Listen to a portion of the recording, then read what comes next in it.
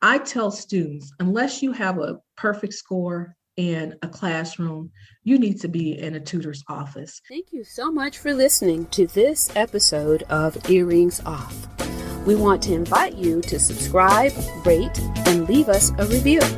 You can find us on Facebook at Earrings Off Podcast and on Instagram at The Earrings Off Podcast. Welcome to Earrings Off. I'm Lou. And I'm Teresa. Let's get started.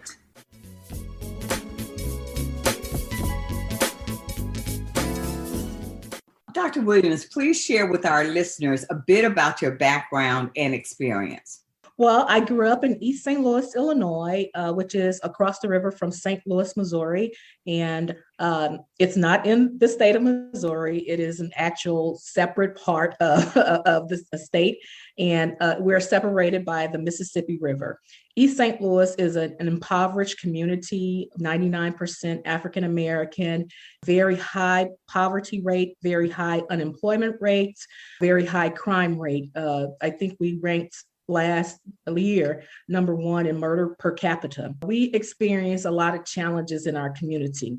Growing up here, I felt secure and safe, though. I did not understand the level of poverty that was around me until I left and went off to college at Washington University in St. Louis and started to see what privilege looks like. In my college experience, even though WashU is only 30 minutes from where I lived, it was an entirely different world. I went to Washington University, did not enjoy that experience at all, but Washington University at that time was ranked number 16 in the country. And so I've always been very focused on making sure that I had the pedigree and the credentials that I would need in order to be whatever I want to be, so then that no one can say to me, you can't do that because you don't have the experience or you don't have the credentials. Well, I stuck it out, even though I did not enjoy the experience.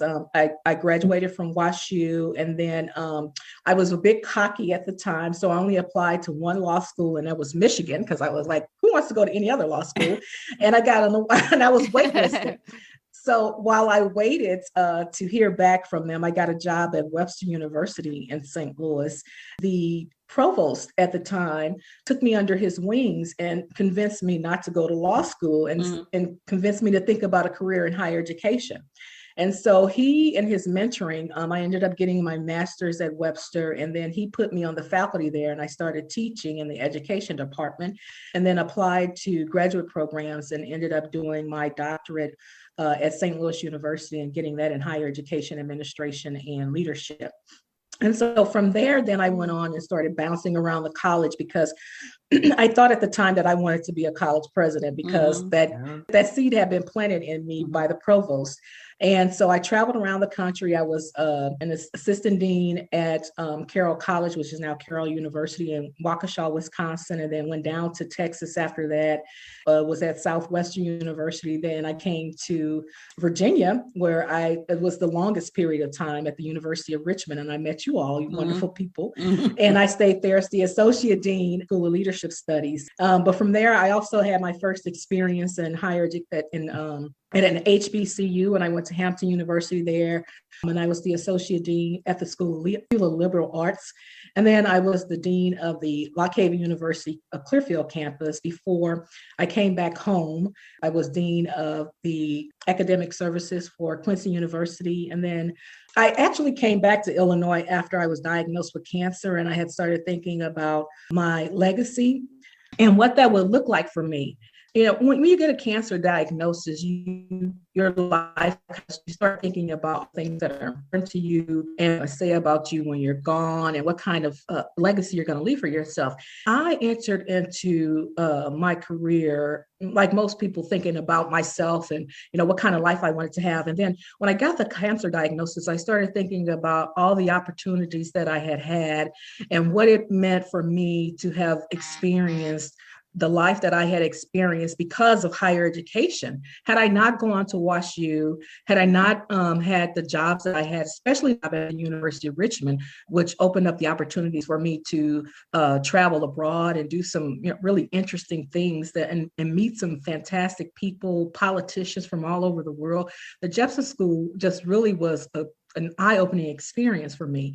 And then I thought about the kids in East St. Louis and what they have and what kind of experiences they were getting.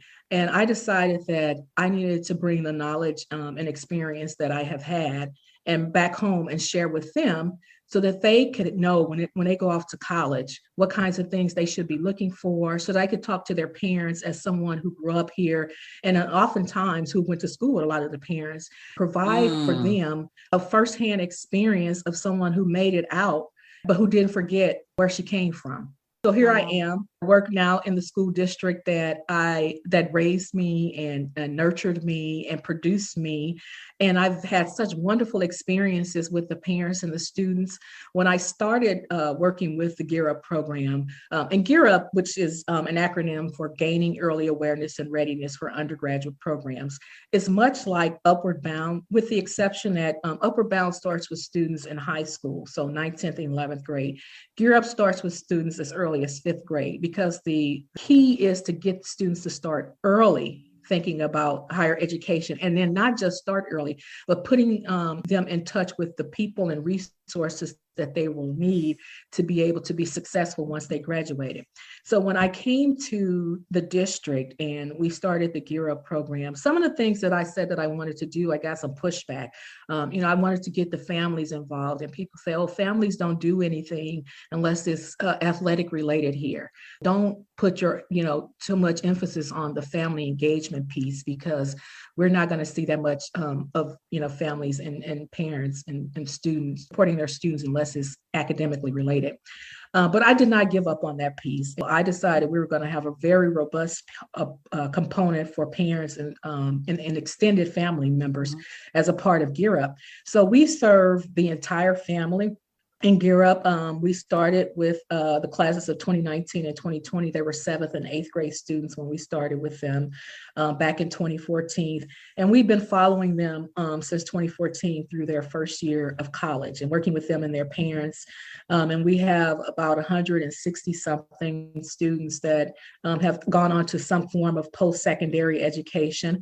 But we also have parents that we've worked with. So we have about 7 parents that we help get their GEDs. Oh, wow. We've gotten another 10 parents to enroll in college at the undergraduate level. And then we've had a couple of siblings that we've worked with that we've had get enrolled too. And then there's one parent that we're helping to get into a master's program. When we think about higher education, the reason that I wanted to focus on not just on the students that we were working with, but with the extended family, is because for students coming from communities like East St. Louis, where family is so important, when they go off to college, oftentimes, if they have been working part-time, they've been contributing to their families, and then they go off to college, those families sometimes expect them to continue to work and continue to contribute to the household. And so it was important for me to help those families understand college is a different beast from high school. Your student may have been able to get all A's while they were in high school, but college is fast-paced. The classroom is going to be a very different kind of experience, where they may have spent an entire year getting through half of a textbook in high school. When they get to college, they're going to go through that textbook so quickly, they're going to be done with it before the end of the semester. And parents needed to understand that they cannot rely on their students to be the, support with the finances in college. So we've done all those kinds of things to help families, build their credit. We do monthly workshops. We have one parent who is now our poster child for credit, because when she always says when she started, her credit was 352 and it's an 805 now. And it's because we hooked her up with someone at US Bank, and they worked with her monthly on her finances and setting goals and paying down debt and clearing up her credit report of all of those utility bills and things that were past due. And, so that's the kind of thing that we do, because when I think about college and the whole college experience, it's not just about the classrooms and the degrees. There's just, so much more that our families need to understand in order to be successful in college. And so, and I'm sorry, I included all of that as part of my background, but that one question, but let me stop talking, because I'm sure you have some other questions. That's excellent information, because what I hear you saying is that you're looking at the whole family, recognizing that the student is but part of that unit.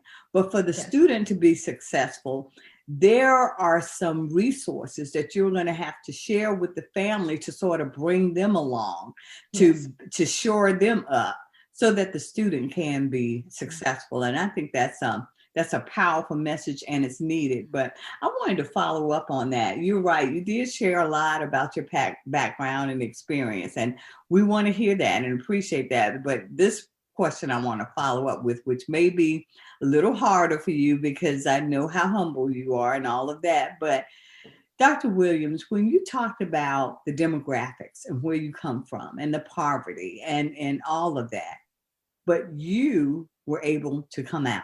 What was your motivation? What was different about you or your environment that somehow made you believe that you could excel? You know what I'm saying? How did that happen? And I need you to take off the humble piece because I want people to understand how did that happen? That you were faced with all of these challenges, but what was different?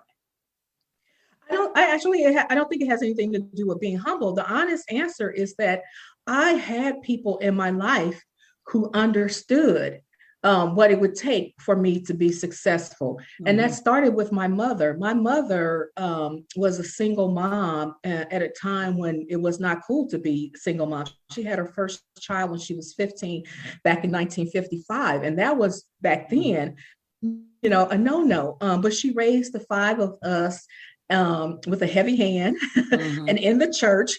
And she always told us that we had to go to school, we had to get a job, and we had to get out of her house. Those were the three, we didn't have any other options. So if I was not going to go to school, then I didn't have any other choice but to get out. The other thing that my mom did for me, which apparently she didn't do for my siblings, because we were talking about this and they were like, she never told us this, but my mom had these 3 rules for me.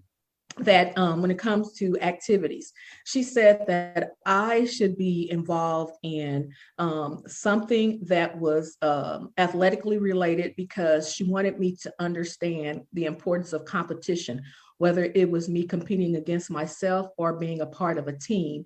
Competition is a part of life. And so for my entire school career, I was in some kind of, athletic something until I got to high school, because when I went to Lincoln, the athletics there was at a different level. So I was not going to be able to be competitive. And I know where my strengths are. So I stayed away. But she said, do something that's athletically related so that you can understand competition and being a part of a team.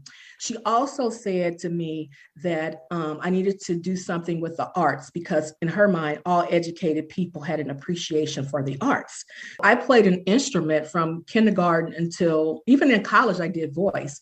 But every year I played the flutophone, the xylophone, the baritone. I was in the marching band and the concert band, and then took piano lessons for 4 years. I had voice lessons. I tried the art, the actual, not the performing arts. I actually tried to do sculpting and other stuff, but that didn't work for me. So I stuck with the performing arts and did that. And then the third thing she said is that I needed to be involved in an activity that I chose for myself. And she said, in life, we have choices to make, and we have to live with the consequences of those choices. So whatever activity I chose for that 1 year, I had to stick it out through the year, because she said, I made that choice and I had to live with it. So every year I would choose a different something, Beta Club, Honor Society, whatever. And I would be involved in those things. And if I did the drill team once. Well, I did the drill team for about 3 years. And so I just tried a lot of different things just because I was trying it. And if I didn't like it, she was like, well, you just got to wait until the next school year because you're going to finish it out. That was a choice that you made. So those 3 things, especially the art, I really love the arts now because my mom instilled those kinds of things in me. And because she had a different way of looking at the world and those things that she taught me about competition and about life choices and making sure that I understand the consequences of those choices and living with them. I think that kind of helped me to understand that even when life is bad and when things are thrown at me that I don't anticipate, and that may seem hard, I just got to figure out how to muddle my way through it, because it's just a part of life. From that model from my mom, that was one of the reasons that I was able to stick it out with WashU, because I made that choice. And as she said, that, is a there's some consequences. The good consequence of going to WashU is that because it's Washington University, everybody has an assumption about me when they find out that I went there. Oh, you have your degree from WashU? The whole conversation changes just because it's from WashU. And so I stuck it out. Now, on the other hand, I did not have the traditional experience that a lot of people have when they go to college. I lived on the campus for 1 year. The racism and it was just too much for me. So I came back home and became a commuter student. So I didn't get that traditional college experience. I didn't get to have those relationships that a lot of people form in college and have those long-term relationships. But I'm happy with how life turned out for me. I learned from that. But in addition to that, the teachers in East St. Louis, when I was growing up, they were so phenomenal. Somebody said it's like going to an HBCU where people instill in you pride in who you are and an understanding of your culture and history. And I got that throughout my entire experience in East St. Louis with being, my mom got me tested when I was young for the Gifted and Talented program that was started by Dr. Edna Allen.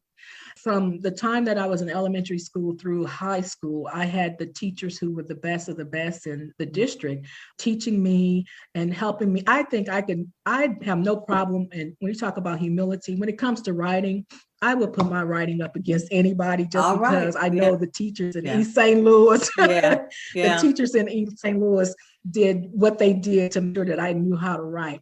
So when you talk about coming out of East St. Louis and why I'm so different, it's because I just had people in my life that was different. And I don't see a lot of that now with the kids that I work with, which is why I push them so hard to think about the kinds of things that they're doing and try to bring to their life experiences some of the information and resources and challenges that were presented to me when I was growing up through my teachers and my mom. Okay. I want to just applaud you for Gear Up. That is an amazing program. And, we talk a lot about, it's always that idea of where do you begin when you're trying to help and bring people up out of poverty.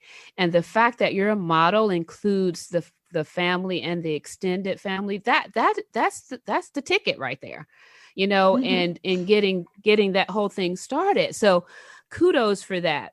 But could you share some factors for students in other areas, not in your program, to help them focus on how to better navigate their post-secondary education, to have, don't have family, their whole family? So we do recognize, because a lot of our students don't. And so we just ask them to find someone that they would trust, who's an adult, an 18-year-old. Because the thing is, even if you're young and you don't have a support system, I don't know how a young person can make it if they don't have one person in their corner saying you can do it. So if they don't have somebody, we have a mentoring program, and we bring in alumni from the district to work with them and mentor them, because everybody needs to have somebody cheering them in their corner. But the real focus of Gear Up is supposed to be to get more people to have college degrees. And so that's the bottom line, is that we wanted to get people with college degrees. And the reason that I have taken the approach of a whole family is, again, because I think that you need that support. But for students in our program who don't have family, who may be in foster care or homeless, other than providing them with mentors, our staff also works with them to make sure that they know what the resources are that are available to them. We have offices in the schools so that we see the students on a daily basis. Wow. We know one of the things that we do is that we know that food insecurity is prevalent in the community. And in order to not embarrass students and pull them aside and say, hey, we know that you're struggling, we keep snacks in the office. So any kid can just come in. We have fresh fruit, we have granola bars, chips, all kinds of things. So throughout the day, people just come in and grab something to eat. We don't ask any questions because we don't want them to feel like I'm begging, or, there's something wrong with me because I can't get this. And we know that, there's some other kids who don't have the same issues who come in and get the snacks. But, if they want to eat, they want to eat. So we try to make sure that all those resources are available to all those students. We do college tours on a monthly basis. We do one local tour so that there are some students we recognize they may not have the grades or the test scores to go far away. And so for them, they may have to look for safety schools, which would be the community colleges around here, or they may have to look at a match school, which would be one that fits closely to what their GPA, their ACT scores are, and then what they are planning to major in locally. We do those local college tours so that they can see what college life is like for them. We get them set up so that they can sit in on classes and meet with professors. And then in addition to that, we also do a monthly college tour that is somewhere far away. So we will get in a bus at 11 o'clock at night, drive all through the night, then get to a college, freshen up at in the gym, and then do the college tour, sit in on classes, and we take the family, we take a parent with us. That the parent, and for a lot of people, before we started these college tours, they had never been outside of the St. Louis metropolitan area. That's what I was thinking. Yeah. Wow. Yeah, so we've gone to maybe 100 different colleges, HBCUs. I know when we went to North Dakota, they were like, seriously, Dr. T, we are not going to be going to college in North Dakota. But for me, it was just about exposure. They need to see how different colleges do different things, what campuses look like, what the expectations are. And I also have for them, even though we do college tours as a group, I also set up for them individual college tours before the pandemic, so that they could go and just see the college on their own, because colleges put on their best face for you when they have all these special kind of events, and they know that a group is coming. You want to know how a college is going to treat you when they think you're one of their own. And so if you're on that college campus visiting and people ignore you and they're rude to you and they're pushing you around, or they say nasty, racist things to you, is that the place you want to call home for 4 years? And I want to make sure that they're thinking about that college experience as their home for 4 years, because a lot of them are not going to have the resources to return during breaks. So for those students who don't have family, they come to the office and we set them up the same way we do students who have family, and they get the same kinds of resources and the same kind of attention. But the challenge for us, though, is always we started off with 900 students. By the time both classes graduated, we were down to about 600 students, just because the population is transient in this community and they're moving all around. Even with that 600 students, with all the stuff that we're offering to them, no matter how many times we called their houses and tried to go to their homes and knock on their doors, there are just some students who just would not participate, no matter what we did. And you can't make somebody be ready to accept what you have to offer. They have to be willing. There are some other students who did it because their parents forced them. Now that they're in college, they are glad that they did, but they would not have done it on their own when we first started. It has been really a challenge, because when we started the program and we tried to do a summer program, and we just were trying to get 50 students the first year. And we called everybody on that list, all 972 students. We called them, we sent emails, we sent flyers, we did everything and everything that we possibly could to get them to come and do this summer program with us. They would have earned a high school credit early, and it was only a 5-week program. We got 9 students to sign up, 9 out of 972. But we took that 9. And they did the summer program. They spent 5 weeks in a classroom, and then their reward was that they got to go on a weekend family retreat down to the Lake of the Ozarks. We did a couple of college tours there. We saw some plays and did some enrichment activities. They had the best time of their lives. When they came back, and started spreading the word. Every year after that, we had a wait list. The word of mouth spread. Yeah. And so every summer we would do, after the summer experience, they would spend 8 weeks, 6 to 8 weeks in a classroom. And then their reward would be that they would go on a tour. So we did Nashville for a week, and then we went down to the South and we did Florida, Georgia, and Alabama. And then we did East Coast, where we did Maryland, Virginia, DC, North Carolina. The one class that graduated in 2019, we took them to Niagara Falls, Canada, and they got to do that and to see New York and Philadelphia. And then while they were doing that, the students who were class of 2020 went down to Texas. So we know that there needed to be some incentive for students to do the summer program, to earn the credit and not go and work, because they could have been working 40 hours a week in the summer. But instead of doing that, they spent their summers with us. They got that college credit. They learned a little bit more about the college experience, and then they got to, do all these fantastic trips with us. So. Well, when you talk about, trying to get students in your program and having the, 9 students who responded, even though there were benefits. In addition to it being challenging because the kids could work, during the summer, and so that would not allow them to do that. But I imagine when you talk about the demographics, that when you shared about going on college campuses and kids paying attention if somebody's rude to you or how they treat you, I would imagine it's intimidating for those parents as well. Can you talk a little bit about that, the focus on the parents, the people who are trying to marshal them through the process? Because I remember when I went to college, my mother didn't go to college. That was a whole new arena that she was trying to help me navigate through. If it's intimidating for children, for students, for young people, it's intimidating for adults who never walked those halls. Yeah, can you talk to us a little bit about that and how maybe those challenges and getting adults to buy into what you were selling and how you helped them navigate that? Sure. So every Saturday, 10 o'clock, every second Saturday of the month at 10 o'clock, we have a program called the Saturday Learning Academy Mixer. We call it SLAM for short.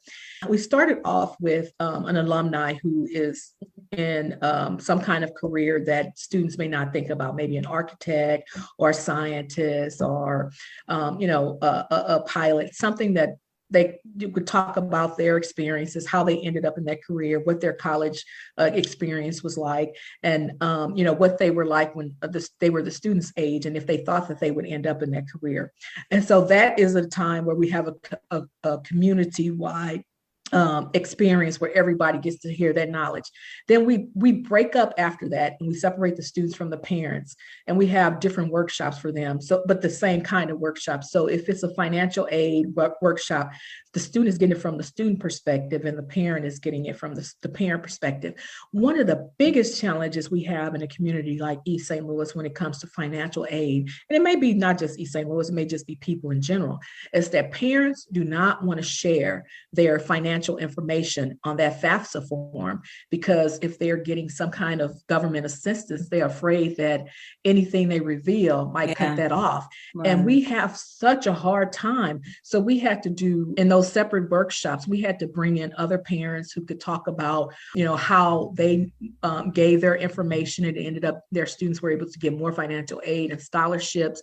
We also had one parent come in and talk about how she refused to do it. And as a result, her student could only get loans because without a FAFSA, she was not eligible for anything else.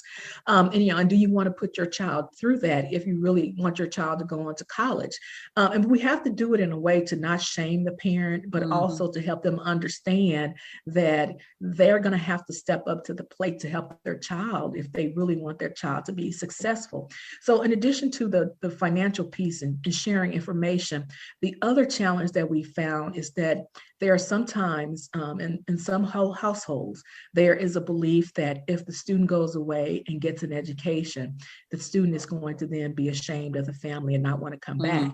So then, how do you have those conversations about, not being ashamed and making sure that they understand that they have to let the butterfly go and fly, and that maybe that person will return. You just don't know. But if you've loved that child the way that you're supposed to, and you've given all you can, that's all you can do. You can hope and pray that they will respect you and understand that you did the best that you can, that you could at the time to raise them the way that you thought was the best, and that they will take that knowledge with them and then come back to you.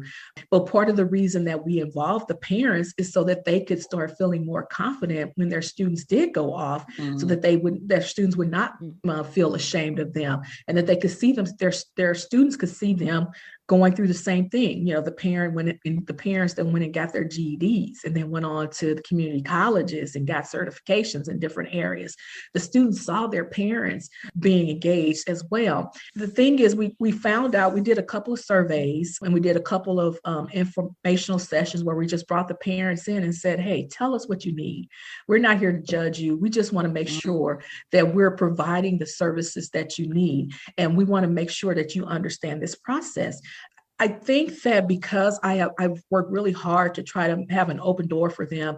I told them that they can call me Teresa, but everybody wants to respect me and call me doctor. We compromise with the Dr. T, because I don't want my degrees to feel like it sets me apart from them. I know there are a lot of people when they get their doctorate, it's like, don't call me anything but doctor. Yeah. And it's so, for the students and their family, it's off-putting, because then those people elevate themselves above the students and the parents, and the parents don't want to have anything to do with them because they feel like they think that they're better than them.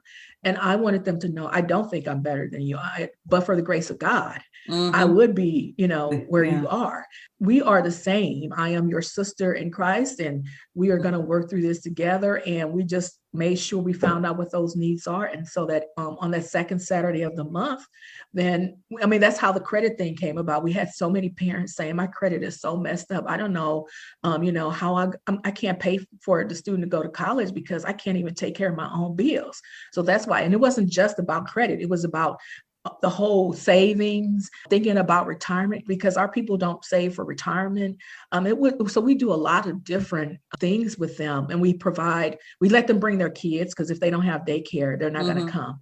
Right. So they bring the kids, and some of the older kids might babysit, or we have a separate room where we put them off. We have snacks for them for breakfast when they come in. And then at the end of the day, we do lunch, so that they feel like it's a community, and everything, how it is in your families, everything happens around the kitchen table and all those good conversations. And so they get to go after we have our meetings and sit down with other parents and do informal processing.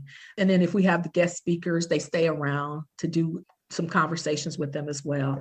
Yeah, so I do understand what you're saying about those parents, but it's important for them to know that they are not less than, that they are equal to the people who are serving them.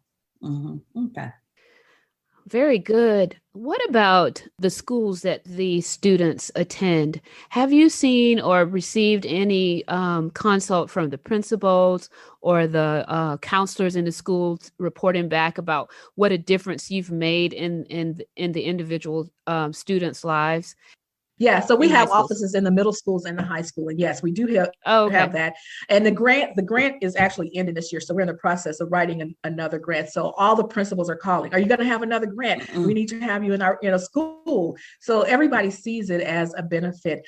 There is sometimes some competition because of a lot of the things that we do in terms of college access. A lot of the counselors are supposed to be doing some of the things that they do, but again, we're talking about 900 students, and you have one counselor per grade. So we try to encourage the counselors to think of it as us working together as a team and relieving some of the burden that they have, so that we make sure that everybody's working for the greater good of this particular student and not as a competition. So yes, we've gotten extreme. There is one negative feedback that we do get, is that those students who are the most active, that sometimes the teachers and the counselors and principals say, those kids think they are so special. They walk around here with their heads all high, because I'm in gear up. And so it's just like, that is funny. Those gear up kids think that they're special. Well, that's a good thing.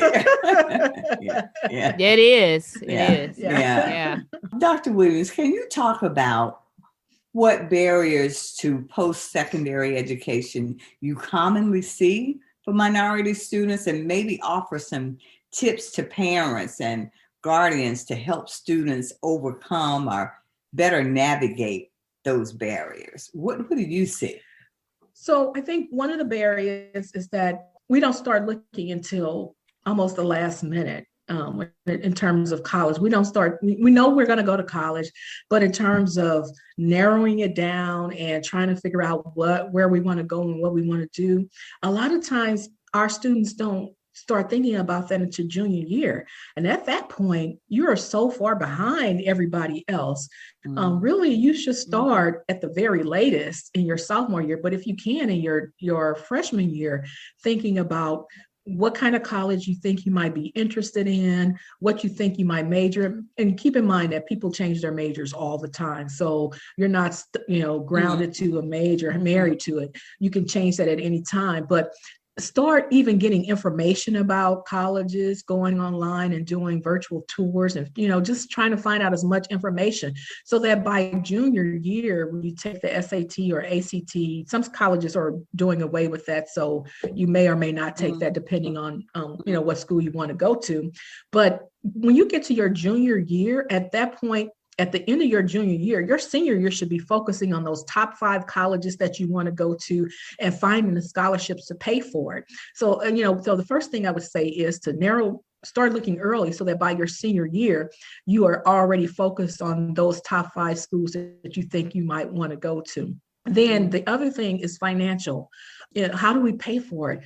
People don't want to take out student loans. And I get that, but you'll take out a loan for a car. You'll put all your clothes on a credit card. I mean, what is a credit card? It's just a high interest loan, right? If you're going to do that, why not invest in your future? Now, you may want to put a limit to how much you're going to take out in loans, but loans are okay for education. The other thing is that people go for all of these big scholarships. There are a lot of tiny scholarships, $1,000, $500, $2,000.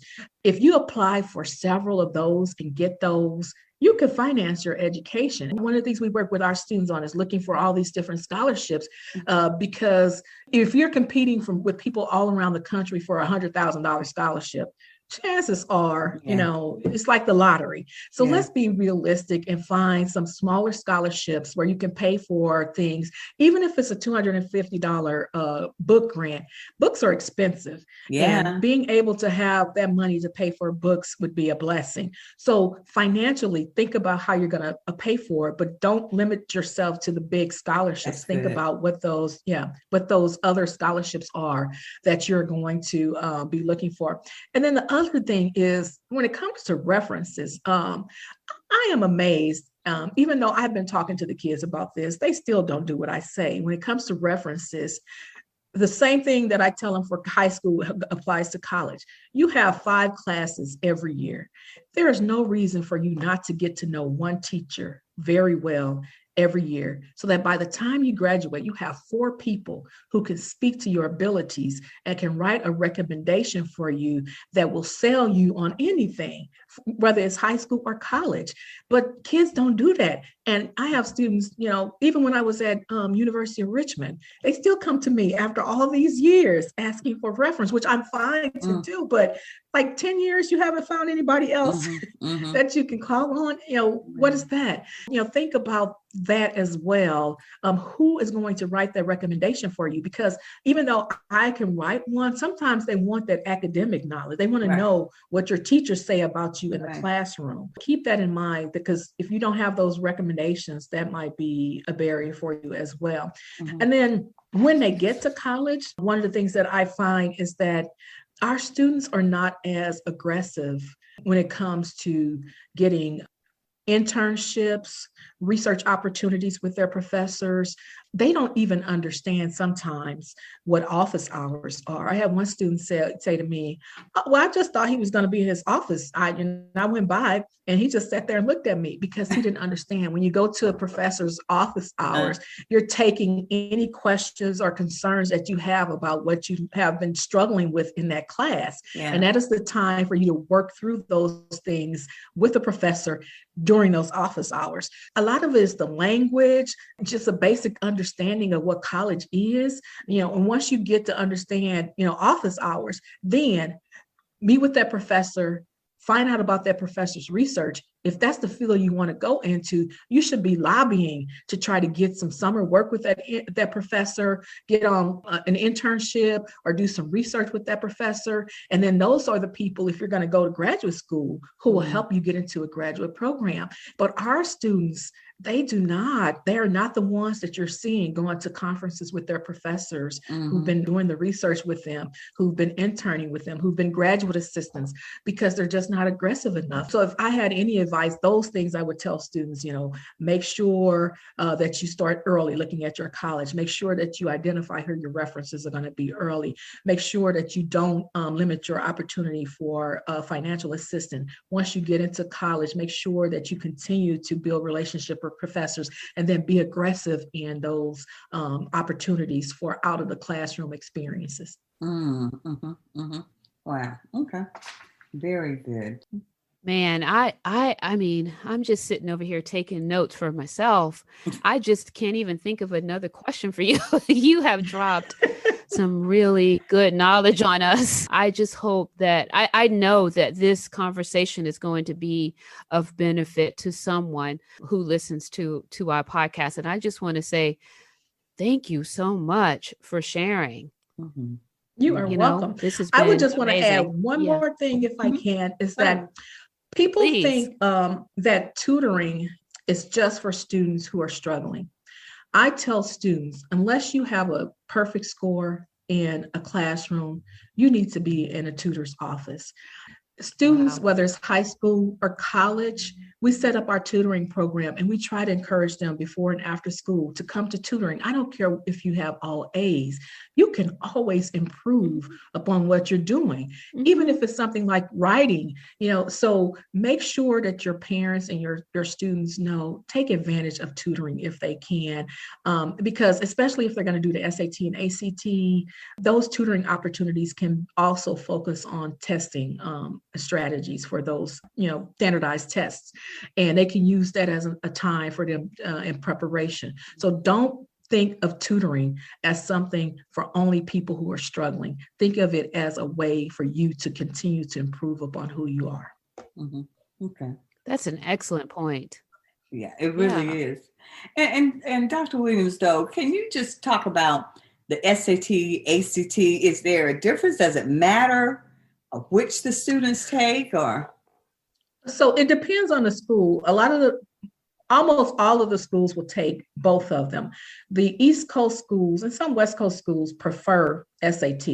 Midwest schools usually prefer the ACT. But I think that to bring some uniformity, a lot of them are just moving towards the SAT. We used to be an ACT school district, but we are now moving towards the SAT because it's generally accepted. And SAT has a writing component, which, again, as I said about the tutoring component, that is being looked at really heavily because, with the way that people use technology and texting, writing is atrocious now. Yeah. And so SAT is becoming more recognized, but again, it depends on the school, which is why it's so important for the students to start off early on trying to figure out what school they want to go to, because if they don't have to take them both, they don't have to take them both. Right. It just depends. Some schools will take one, some schools will take them both, some schools will only take one. You just don't know. But then there are some schools like in Illinois, we have a couple of our state schools that are no longer looking at SAT and ACT scores. Yeah. I think at some point they may do away with them because honestly, SAT and ACT scores are not predictors of success in college. They only predict how well they think you will do the first year. Mm-hmm. And beyond that, it's all about grit and determination. Yeah. Okay. Mm-hmm. Very, very good point. I want to piggyback on something you said just a few minutes earlier about students making sure they explore all the resources. That's oftentimes they're going for the big scholarships without thinking about the smaller ones that can add up. And I want to make sure we make the point that none of us are off the hook, because if you can buy a purse that costs a lot or shoes, you can start a scholarship And you can help students. Each of us can do that. And it doesn't have to be some huge amount, but just try to invest in students so that we can all play a part in them advancing and getting their degrees, which of course benefits us all. So I don't want to lose that point for us to say, go after the scholarships, but no, actually you start one. You take responsibility for that. Right. Because if we've been blessed, we should be in a position to maybe deny ourselves a little bit and to play a part in that. And so I wanted us to make sure we say that as well. So yes, and thank you for that. My family, we started a scholarship fund in my mother's memory, and we had the discussion about whether or not we should just do one $5,000 scholarship. And I was like, but we could reach so many more people if we did smaller ones. They went ahead and went with me. And so now we do $250 scholarships. And and some of those kids, it's the only scholarship, even though they are good kids, it's the only scholarship they have ever gotten in their life. And just to have that recognition for them, and to motivate them to continue, it means so much for them. Well, and you and I have talked about that. We do the same thing for my mom. We have a scholarship in her name, and we do one for books. And you'd be surprised how much it means to a student to just not have the pressure of paying for their books that semester. And also on your point, Dr. Williams, it does something for their self-esteem. One mom wrote me to say to me that her son, just the fact that he'd gotten a scholarship, you could see him stand up taller as he approached the semester because he delighted in telling people he got a scholarship. And so we can all play a part in that. So I want to echo Teresa Vaughan's comments about thanking you for being here. It has been an enlightening discussion, and we knew in advance it would be because of the weight that you bring to what you do, but also the fact that you care so much. When you talked earlier about how you make sure that you take steps to not shame students or to make the parents feel like they're less than, we all need to take a lesson from that. It doesn't matter our title, it doesn't matter what we do, but we have to conduct ourselves in a way that people feel like we're trying to help, that we're not judging, that the doors are open. And as we do that, as we conduct ourselves better, then things will change and that encourages people to know that they can dream and they can soar. Kudos to you, Dr. Williams. Teresa and I are honored to have you as a friend. Thank you so much for joining us. Thank you for having me. We wish you all the best and much success, continued success to gear up. Thank you so much. I appreciate that.